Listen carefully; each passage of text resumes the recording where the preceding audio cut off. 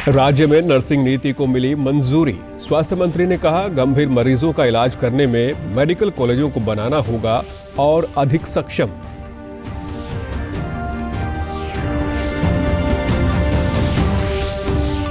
प्रदेश में अतिथि अध्यापकों को मिलेगा आयुष्मान भारत योजना का लाभ। सेवा नियम बनाने की मांग को भी मिली अनुमति।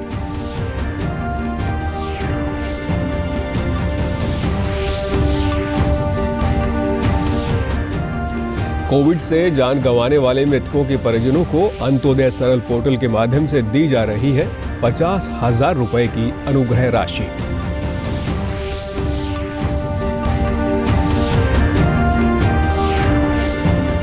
और आजादी का अमृत महोत्सव के अंतर्गत देश और प्रदेश में हो रहा है स्टार्टअप इंडिया नवाचार सप्ताह का आयोजन। विद्यार्थियों को स्वरोजगार के लिए प्रेरित करना है मुख्य उद्देश्य।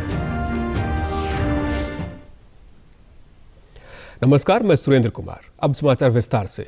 स्वास्थ्य मंत्री अनिल विज ने कहा है कि सरकार ने नर्सिंग नीति को मंजूरी प्रदान कर दी है और ये नीति गत 1 जनवरी 2022 से लागू हो गई है। स्वास्थ्य मंत्री विभाग के अधिकारियों के साथ समीक्षा बैठक की अध्यक्षता कर रहे थे। बैठक के दौरान उन्होंने कहा कि इस नीति के तहत नर्सिंग कॉलेज के पास 100 बेड का अपना अस्पताल होना चाहिए या नर्सिंग कॉलेज की 10 किलोमीटर की परिधि में कॉलेज NABH अस्पताल से मान्यता प्राप्त होना चाहिए। एक नई नर्सिंग पॉलिसी बनाई गई है जिसके तहत नर्सिंग स्कूल चलाने के लिए नर्सिंग स्कूल का 100 बेड का अपना अस्पताल होना अनिवार्य है या नर्सिंग कॉलेज के 10 किलोमीटर के दायरे में वो किसी NABH 100 बेड के अस्पताल से एफिलेट होना चाहिए और जो नर्सिंग कर रही होंगी उनको उस अस्पताल में जाके बायोमेट्रिक अटेंडेंस लगानी पड़ेगी।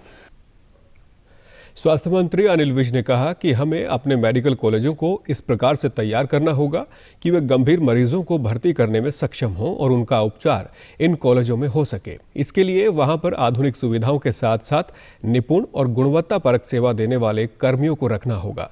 स्वास्थ्य मंत्री ने कहा कि PGI रोहतक में एक और जीनोम सीक्वेंसिंग मशीन को भी स्थापित किया जाए ताकि कोरोना के अलावा अन्य बीमारियों के लिए जीनोम का सीक्वेंस का पता किया जा सके।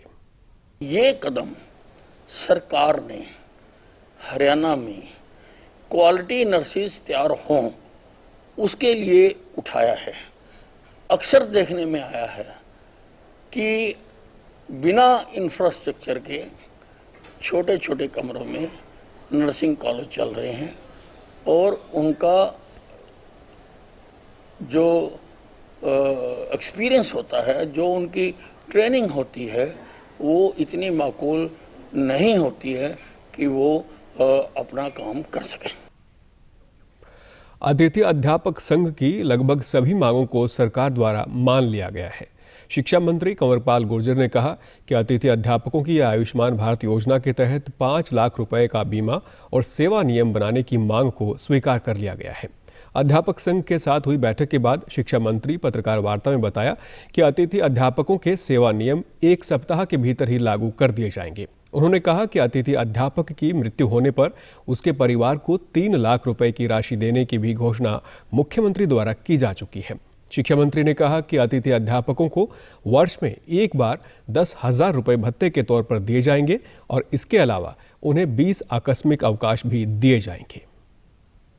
उनका बीमे की बात थी तो वो बीमा हमने पहले ही उनका स्वीकार कर लिया था और हमने जो 5 लाख का बीमा आयुष्मान के द्वारा है वो उनका हम करेंगे। उनके परिवार का बीमा और कोई इस प्रकार की परिस्थिति होती है तो उनका, क्योंकि जो मेडिकल कैशलेस था वो हम केवल जो परमानेंट कर्मचारी उनको देते हैं। सर्विस रूल की बात उनकी थी वो भी पहले स्वीकार हमने कर ली थी और अभी हमने आज माननीय मुख्यमंत्री जी की अध्यक्षता में उनसे कह दिया कि 1 सप्ताह के अंदर अंदर हम उसको लागू कर देंगे। दूसरा, उनका डेथ की स्थिति में उनका था कि कुछ भी हमें नहीं मिलता तो उसके लिए भी माननीय मुख्यमंत्री जी ने 3 लाख रुपए की घोषणा उनके लिए कर दी है कि अगर कोई इस प्रकार की परिस्थितियां होंगी तो 3 लाख रुपए उनको दिया जाएगा। शिक्षा मंत्री ने कहा कि कंप्यूटर अध्यापकों की मांगों को भी मान लिया गया है और ट्रांसफर एडजस्टमेंट के नियमों में बदलाव के लिए एसोसिएशन से राय ली जाएगी। उन्होंने बताया कि ड्राइंग और पीटीआई अध्यापक को कौशल विकास निगम पोर्टल पर आवेदन करने के समय अनुभव को आधार मानते हुए आय में छूट दी गई है। तो उनका ये था कि जो पोर्टल पे उन्हें जाना था, तो पोर्टल पे जाने के समय उनको जो उनकी इनकम थी वो बाधा थी। तो इसमें आज माननीय मुख्यमंत्री जी ने कह दिया कि एक्सपीरियंस जिनका है उसका आधार मान के उनकी जो आय है उसमें हम छूट दे देंगे, जो इनकम है उसको इसमें जोड़ेंगे और उनको छूट दे देंगे ताकि वो उस पर अप्लाई कर सकें। सर्वोच्च न्यायालय के निर्देश के बाद सरकार द्वारा राज्य में कोरोना महामारी से मृतकों के परिजनों को 50,000 रुपए की अनुग्रह राशि प्रदान की जा रही है। फरीदाबाद के उपायुक्त जितेंद्र यादव ने कहा कि जिले में कोविड मृतकों के परिजन अनुग्रह राशि हेतु अंत्योदय सरल पोर्टल पर आवेदन कर सकते हैं। उपायुक्त ने कहा कि अब तक 136 आवेदन पोर्टल पर प्राप्त हुए हैं, जिनमें से 96 आवेदनों को अनुमति प्रदान कर दी गई है। उन्होंने कहा कि लोगों की सहायता के लिए उपायुक्त कार्यालय में हेल्पलाइन केंद्र भी बनाया गया है। की डायरेक्शन से जो 50,000 के रुपए की अनुदान राशि उसके मृतक के जो भी नेक्स्ट कीन है उसको दिया जाएगा। तो आप इस पोर्टल के माध्यम से अप्लाई कर सकते हैं। अभी तक फरीदाबाद जिले में टोटल 136 केस सरल पोर्टल पे आए थे, उसमें से 96 केस अप्रूव किए हैं, 40 केस कुछ ना कुछ डेफिशिएंसी की वजह से रिजेक्ट कर दिए।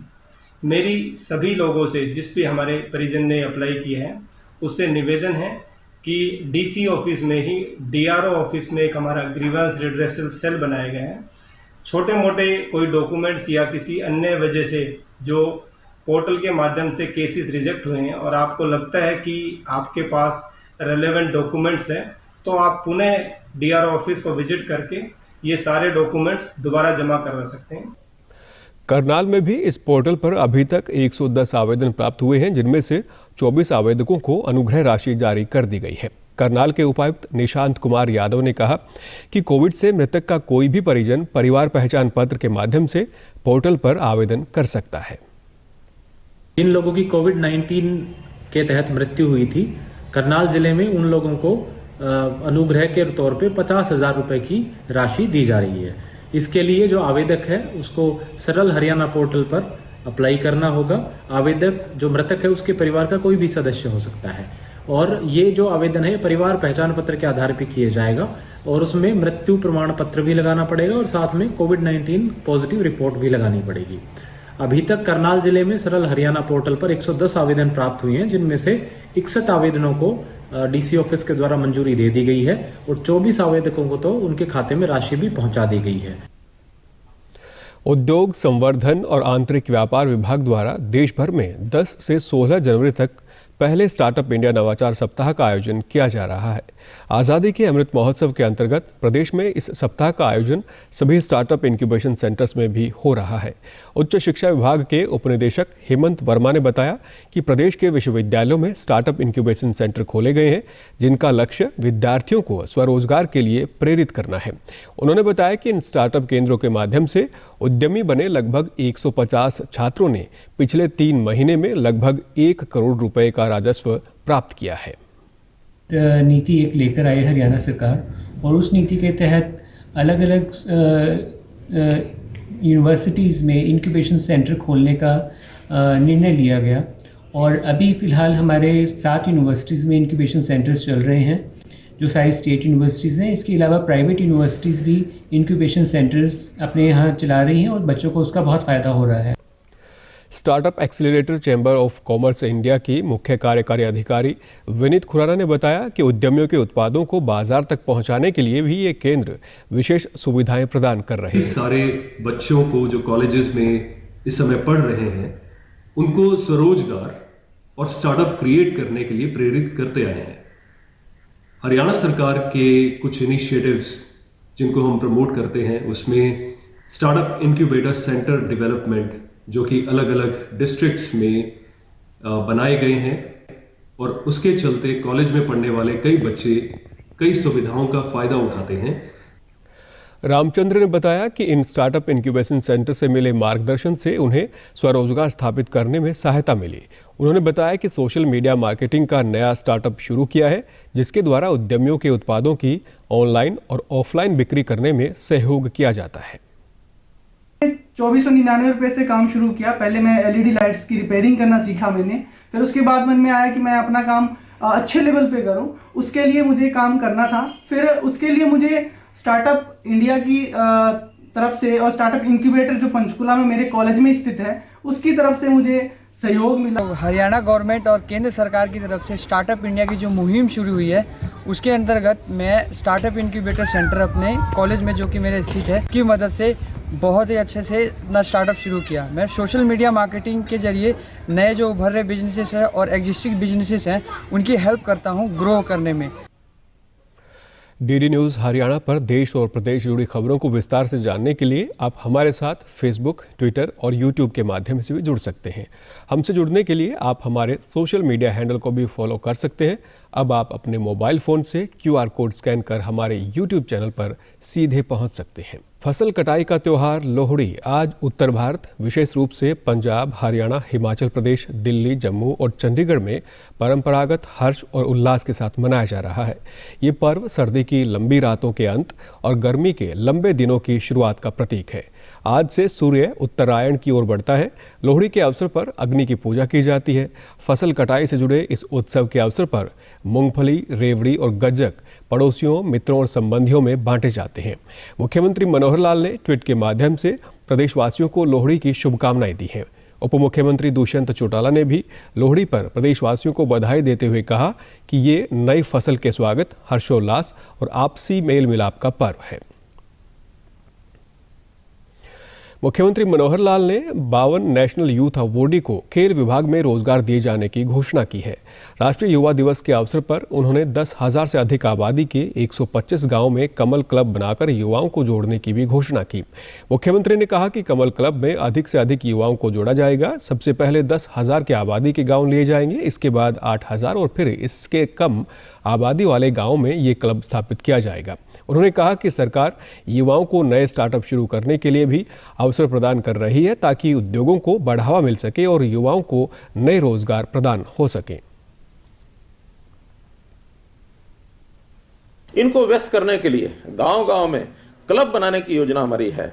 तो पहले चरण में हमने योजना बनाई है कि जो हमारी 10,000 से ऊपर की आबादी के लगभग 125 गांव हैं, इन 125 गांव में हम बहुत जल्दी क्लब बनाएंगे और क्लब का नाम होगा कमल क्लब।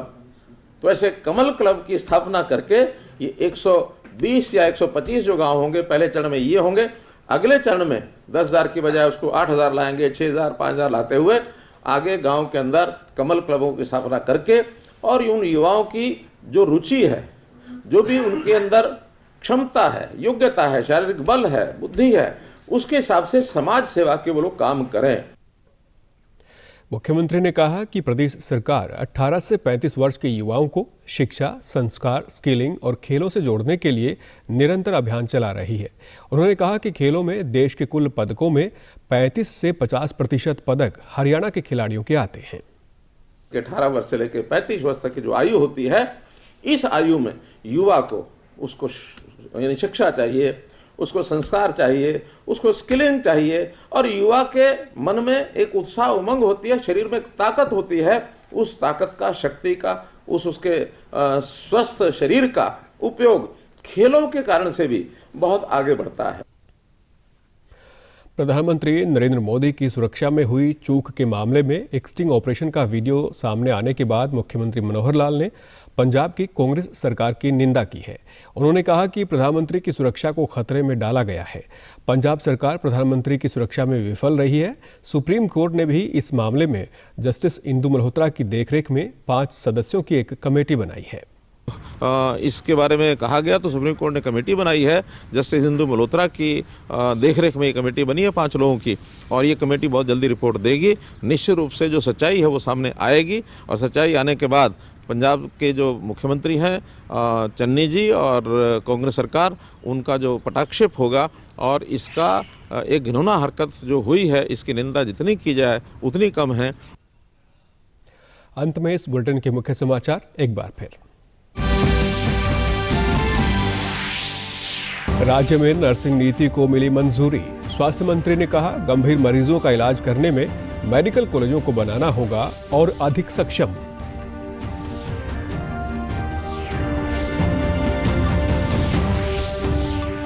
प्रदेश में अतिथि अध्यापकों को मिलेगा आयुष्मान भारत योजना का लाभ। सेवा नियम बनाने की मांग को भी मिली अनुमति।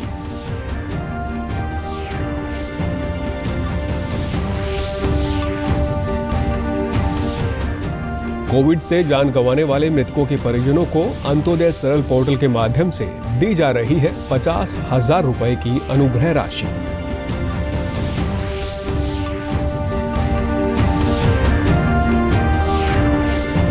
और आजादी का अमृत महोत्सव के अंतर्गत देश और प्रदेश में हो रहा है स्टार्टअप इंडिया नवाचार सप्ताह का आयोजन। विद्यार्थियों को स्वरोजगार के लिए प्रेरित करना है मुख्य उद्देश्य। सभी दर्शकों से अपील है कि आप जब भी घर से बाहर निकलें तब मास्क जरूर पहनें, 2 गज की दूरी बनाए रखें और एक नियमित अंतराल पर अपने हाथ धोते रहें। अगर आप पात्र हैं तो टीकाकरण अवश्य करवाएं, तभी आप कोरोना महामारी से बच सकते हैं। आज के बुलेटिन में बस इतना ही। नमस्कार।